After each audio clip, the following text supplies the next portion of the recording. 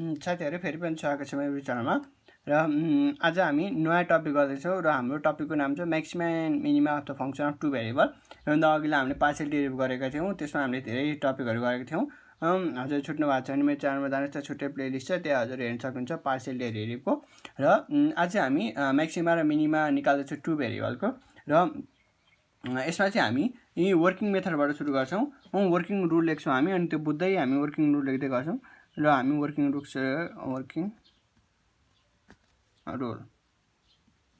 यसमा अब साथीहरु स्टेप 1 मा चाहिँ के हुन्छ भन्दाखेरि स्टेप 1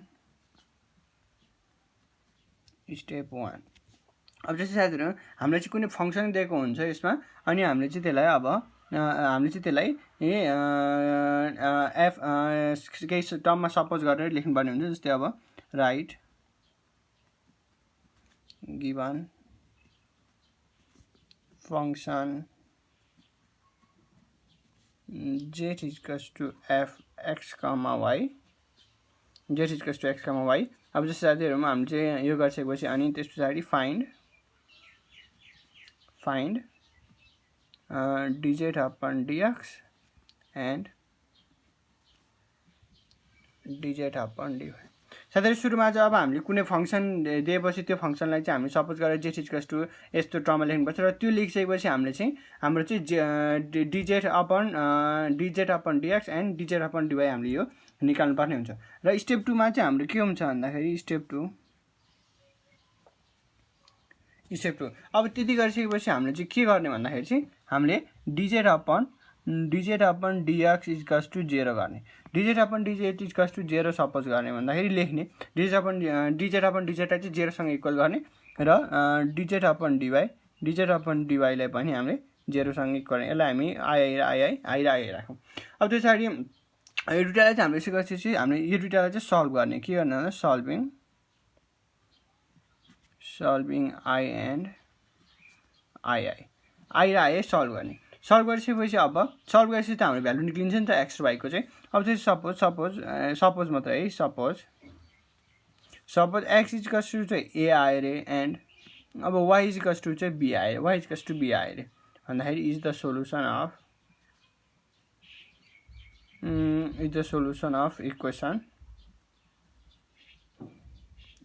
अफ इक्वेशन्स भन्छ। अनि this point a comma b is called critical point of surface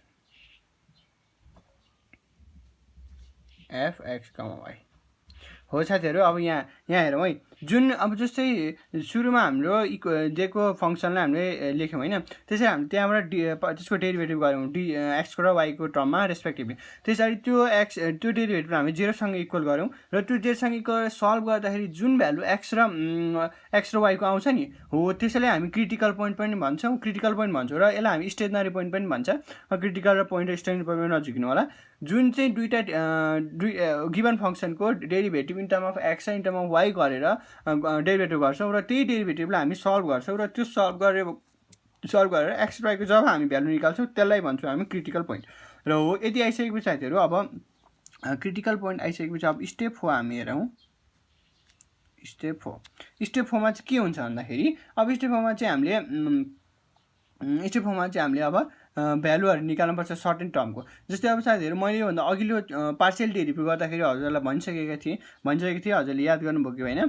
के हुन्छ भन्दाखेरि r डिनोट्स r के गर्छ del z square upon del x square भन्ने रिप्रेजेन्ट गर्छ partial derivative of z with respect to x हो नि त, यो त सेकेन्ड अर्डर डेरिभेटिभ भयो नि त। अनि त्यसपछि अब अर्को s rs is equals to del square z upon del y del x। यो टर्मलाई चाहिँ हामी यसमा s ले डिनोट गर्छौं, र t is equals to del square z upon del y square.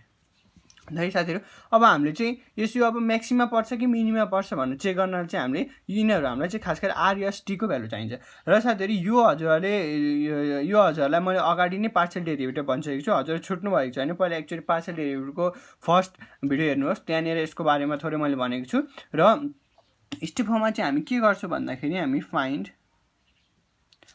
Are equals to del square Z upon del X square अनि त्यस पछाडि S equals to del square Z upon del Y del X अनि त्यस पछाडि T equals to and T equals to del square Z upon del Y square at point कुनमा भन्दाखेरि माथि निक्लेको पोइन्ट ए कमा बीमा राखेर गर्छौँ। ए कमा बीमा चाहिँ हामी आर एस टीको भ्यालु चाहिँ गर्छौँ।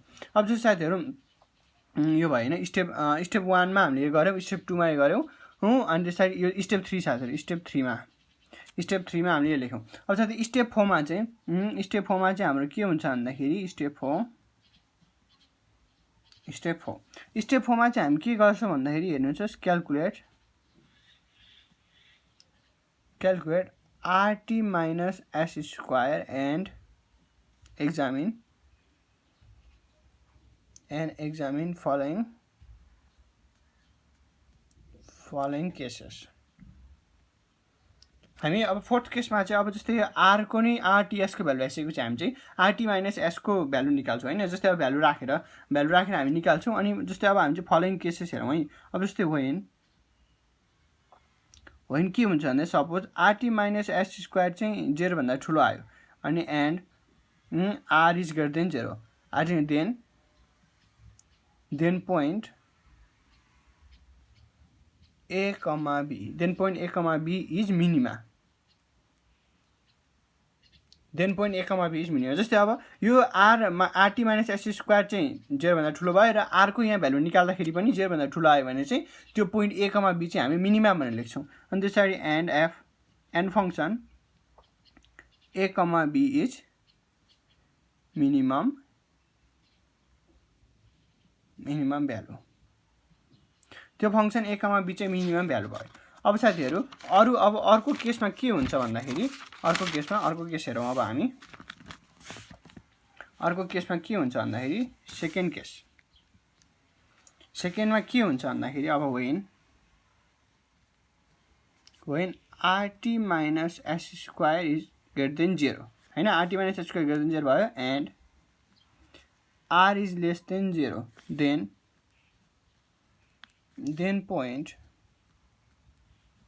Point A comma B is maxima. यस्तो अब जस्तै आरटी माइनस एस स्क्वायरको भ्यालु चाहिँ ग्रेटर देन 0 आयो तर आरको निकाल्दाखेरि चाहिँ लेस देन 0 भयो भने त्यो म्याक्सिमा हुन्छ अनि and F A comma B is maximum value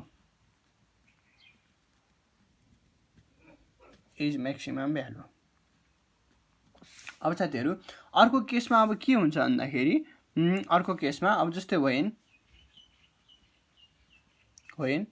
RT minus S square is less than 0 RT minus S को लेस देन 0 देन पोइन्ट ए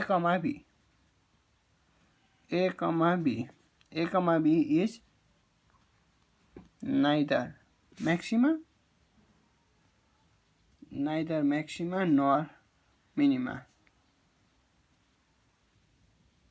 नर मिनिमा साथीहरू। अब जस्तै आरटी माइनस एस स्क्वायरको भ्यालु चाहिँ लेस देन 0 भयो भने चाहिँ त्यो चाहिँ म्याक्सिमा नि भएन मिनिमा नि भएन।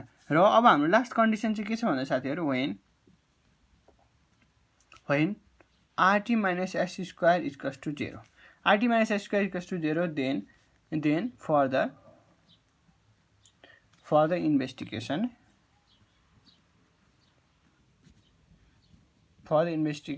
or further solution is required। र साथीहरू यदि R T minus X square equals to 0 भयो भने चाहिँ हामी अझ सल्भ गर्नुपर्ने हुन्छ र अझ नयाँ तरिका लगाउनुपर्छ। यो चाहिँ रियर कन्डिसन हुन्छ साथीहरू। यो कहिले यो धेरै जसो हुँदैन भन्दा कहिले हुँदैन भन्दाखेरि पनि हुन्छ हामीले गर्ने क्वेसनहरूमा चाहिँ। र थर्ड पनि धेरै त्यति हुँदैन भन्ने हुन्छ। हामीले फर्स्ट र सेकेन्डमा पढेको चाहिँ हामीलाई धेरै युज हुन्छ। यो RT minus S square greater than 0 र आर लेस देन 0 भयो भने म्याक्सिमा हुन्छ र RT minus S square greater than 0 र आर पनि ग्रेटर देन 0 भयो भने चाहिँ मिनिमा हुन्छ। र साथीहरू अब हामी एउटा क्वेसन गर्छौँ र हजुरहरूलाई क्वेसन गर्दाखेरि हजुरहरू क्लियर हुनुहुन्छ। क्वेसन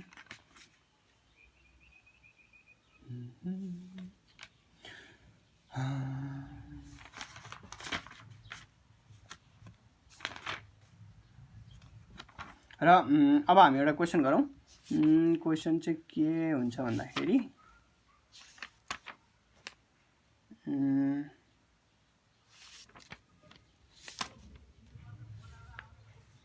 ओके हाम्रो क्वेसन चाहिँ यस्तो छ, के छ भन्दाखेरि question discuss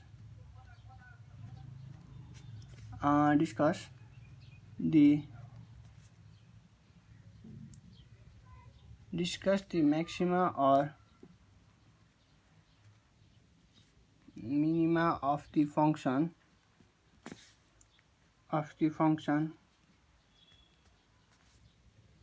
x cube plus y cube minus 3axy.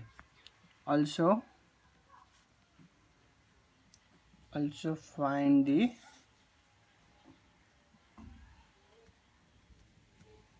maximum or minimum value.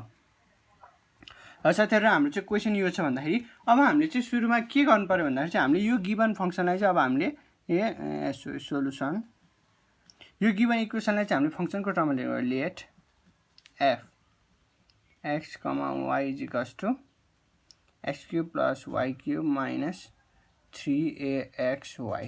यसो लेखेपछि हाम्रो फर्स्ट स्टेप त भइ नै साथीहरु। अब हामी फर्स्ट स्टेप पछि हामीले के गर्ने भनेछ भने हामी चाहिँ डेरिभेटिभ निकाल भनेछ हैन। डेरिभेटिभ निकाल्छ भने चाहिँ df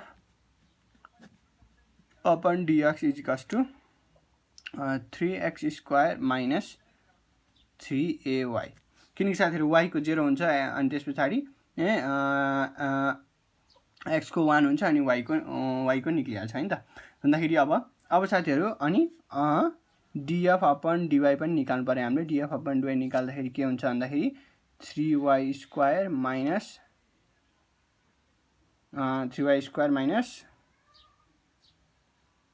3ax 3y² minus 3ax हुनु भयो हैन। यति भइसकेपछि ओके साथीहरु, मैले यहाँ सानो गल्ती गरेँ। मैले के गल्ती गरेँ भन्दाखेरि यहाँ मैले भन्नु पर्थ्यो हजुरलाई पार्शियल डेरिभेटिभ गर्ने। हामीले यहाँ पार्शियल डेरिभेटिभ डी हैन डेल है साथीहरु। पार्शियल डेरिभेटिभ चाहिँ गर्नुपर्ने थियो। यहाँ हामीले मैले डिफरेन्शिएट भने पार्शियल डेरिभेटिभ गरेर चाहिँ हामीले यसलाई 0 सपोज गर्नु पर्थ्यो र यहाँ पनि यहाँ त पार्शियल डेरिभेटिभ हो। यहाँ चाहिँ सुरुमा हामीले गिवन फंक्सनको चाहिँ पार्शियल डेरिभेटिभ गर्नु पर्थ्यो। पार्शियल डेरिभेटिभ हामीले यो अघिल्लो भिडियो अघिल्लो सेसनमा हामीले पढिहाल्यो पार्शियल डेरिभेटिभ र हामीले चाहिँ गिवन फंक्सनको पार्शियल डेरिभेटिभ गर्ने हो। र पार्शियल डेरिभेटिभ गरिसकेपछि अब जस्तै यो पनि पार्शियल डेरिभेटिभ डेल हो साथीहरु। यहाँ पनि हामीले पार्शियल डेरिभेटिभ गर्यौं। पार्शियल डेरिभेटिभ गरिसकेपछि अब हाम्रो नेक्स्ट स्टेप के हुनेछ भन्दाखेरि नाउ चाहिँ अब हामीलाई के गर्ने भनेको छ भन्दा del f upon del x = 0। यहाँ पनि हाम्रो del f upon del y = 0। यति भइसकेपछि अब हामीले यो दुईटा इक्वेसन हेरौँ है त। 3x² minus 3ay = 0 or 3y² minus 3ax = 0 or के हुन्छ भन्दाखेरि 3x² = 3ay 3 क्यान्सल भइहाल्यो। अब जस्तै हामी y को भ्यालु निकाले नि हुन्छ। यसमा y को निकाले नि हुन्छ हैन। भन्दाखेरि और अब y भनेको चाहिँ हाम्रो के छ भन्दाखेरि y भनेको चाहिँ x² / a भयो। भन्दाखेरि अब यो y लाई हामी यता सब्स्टिट्युट गरौँ है। y भनेको त्यति हुन्छ भन्दाखेरि y भनेको x² / a भयो। y भनेको x² / a भइसकेपछि अब उतापट्टि लगेर सब्स्टिट्युट गर्दाखेरि मैले कहाँ बिगारे एकचोटी फेरि बस्नुस् है। कहाँ मिस्टेक भयो भन्दाखेरि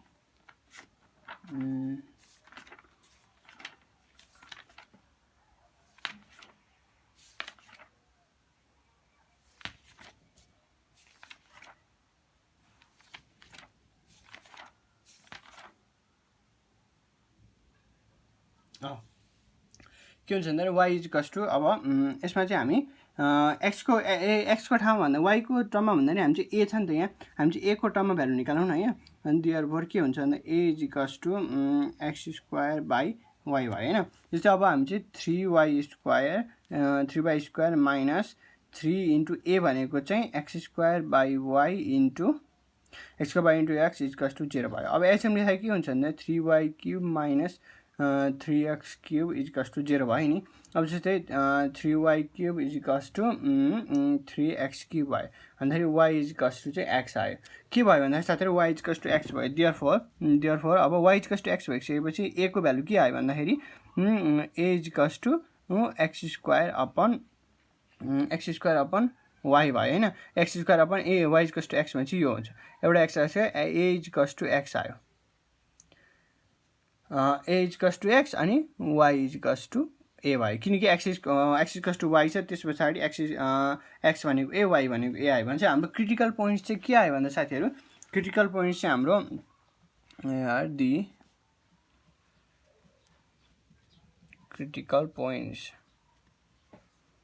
क्रिटिकल पोइन्ट्स आर के हुन्छ भन्दाखेरि क्रिटिकल पोइन्ट्स इज हाम्रो a, a चाहिँ हाम्रो क्रिटिकल पोइन्ट्स भयो। अब क्रिटिकल पोइन्ट आइसकेपछि हामीले के निकाल्ने भनेको छ साथीहरू भन्दाखेरि हामीले r s र t हैन। r भनेको चाहिँ के हुन्छ भन्दा del square x upon del x square भन्दाखेरि अब हाम्रो चाहिँ के छ भन्दाखेरि हामीले चाहिँ अब del f upon del f हो है।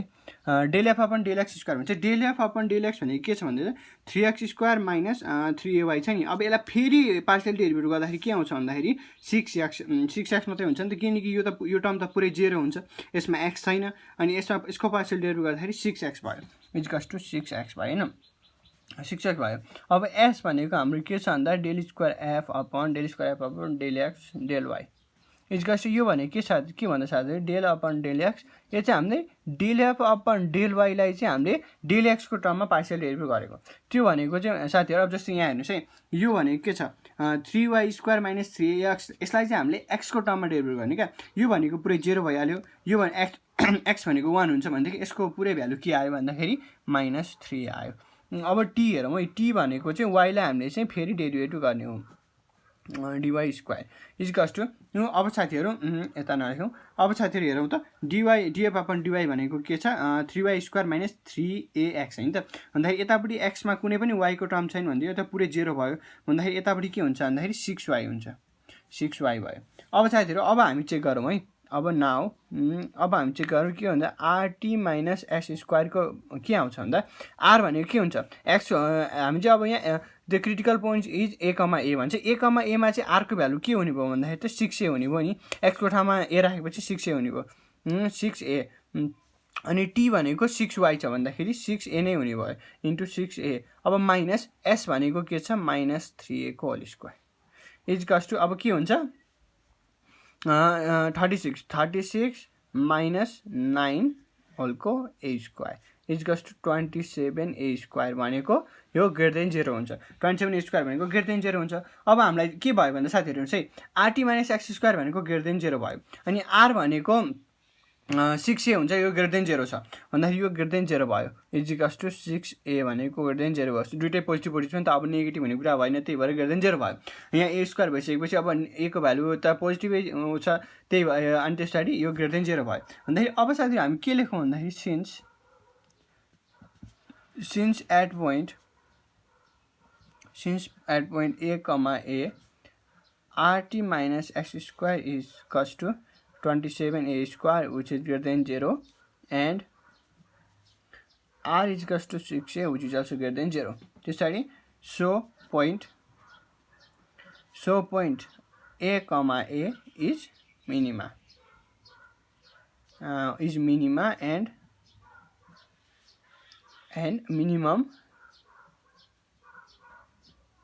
minimum value f a comma a is equals to a cube के छ भन्दा गिवन हेर्नुस् है, गिवनमा के छ x cube plus y cube minus 3ax square भन्दाखेरि अब x को ठाउँमा नि critical point a comma a आछ नि त, x को ठाउँमा नि a राख्ने y को ठाउँमा नि a राख्ने।